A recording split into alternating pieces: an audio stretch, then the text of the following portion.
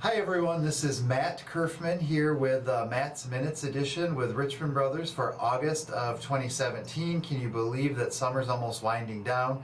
Those of us up here in Michigan and a bit of the Midwest, we've actually already started to see some fall-like weather. So get ready for those pants and jeans and sweatshirts for the fall.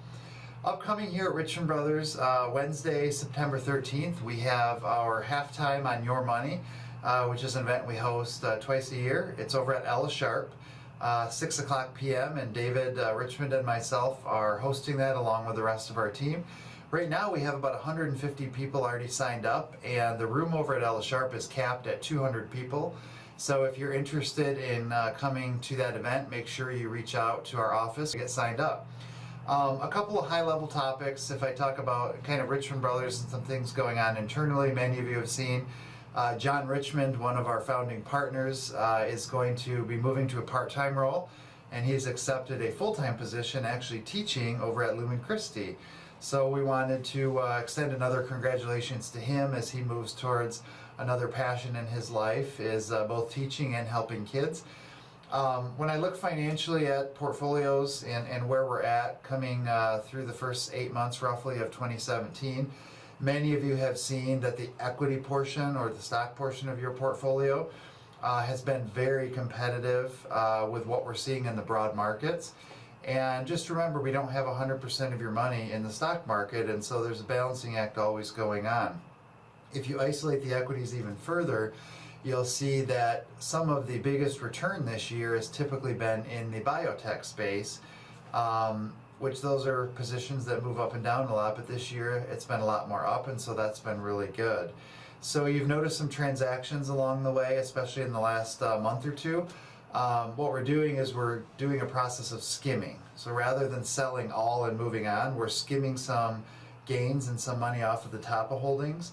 And then as we skim, that money goes into your money market, and then we have some buys that we're acting on to create more multiple shots on goal, if you will. So we're not increasing the risk exposure, but we're actually taking money that was in stocks, keeping it in stocks, and giving you more holdings so you get a broader base. And so many of you have seen that, so I just thought I'd give you some background. As we look to 2017, I guess for the last half of the year, I do think it's possible, we've talked about this a bit, that with a lot of uncertainty, could we move into a period where the market, the broad market, goes through a correction?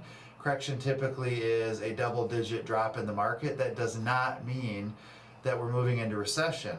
Could it mean we go into recession? Yes. Our gut instinct says that economically recession is still out into, maybe mid-2019, rather, based on what we know at this time. And so thought we'd give you an update on that. I also wanted to mention Richmond Brothers, our core value for this month is innovate, embrace, and drive change. And so one of the ways we're doing that is through our new risk analysis tool or risk assessment tool, Riskalyze. A lot of you have actually already gone on and filled out your assessment, and don't be fooled by the simplicity of the questions. It's a very mathematical probability statistics sort of software that helps us bridge the gap between when you say I want to be conservative and we say we hear you want to be conservative, but we have different definitions of what that means. So all Riskalyze really is it's a tool for us to discuss risk tolerance relative to your portfolio. So we've had a few people say, well, what happens next? And I answered the questions, and I answered at a 43, but my portfolio's at a number 47. Well, that tells us that we're actually within range of what your risk number is, and that's actually a good thing. If the portfolio or your risk tolerance changes, we want to make sure we're having that discussion with you so that over time we're bringing that back into line. It doesn't mean you flip a switch overnight and you turn over the whole portfolio just to get exactly to that number. So hopefully that makes sense. It is a tool that we want to use really on an annual basis. I had a couple where one spouse filled it out and answered in the 20s, and one spouse filled it out and answered in the 70s. And so you try to say, okay, well, what's the average between those two numbers? And it ended up being somewhere in the middle. It was in the 50s in the case I'm thinking of. Overall, their portfolio was in the 50s, so that told me when you blend the two risk tolerances together, that we're relatively in line with the movement on your portfolio or how you define risk. So just wanted to touch on that a bit, and it is a tool.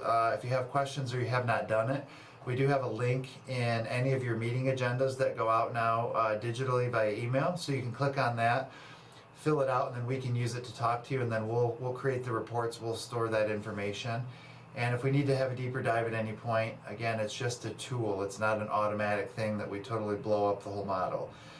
With that, any of you that are going to be celebrating Labor Day weekend, have a wonderful time, hopefully with your families, friends, enjoying the somewhat end to summer. We're honored to have the opportunity to serve you. Thanks for tuning in today, and look forward to seeing you again next month.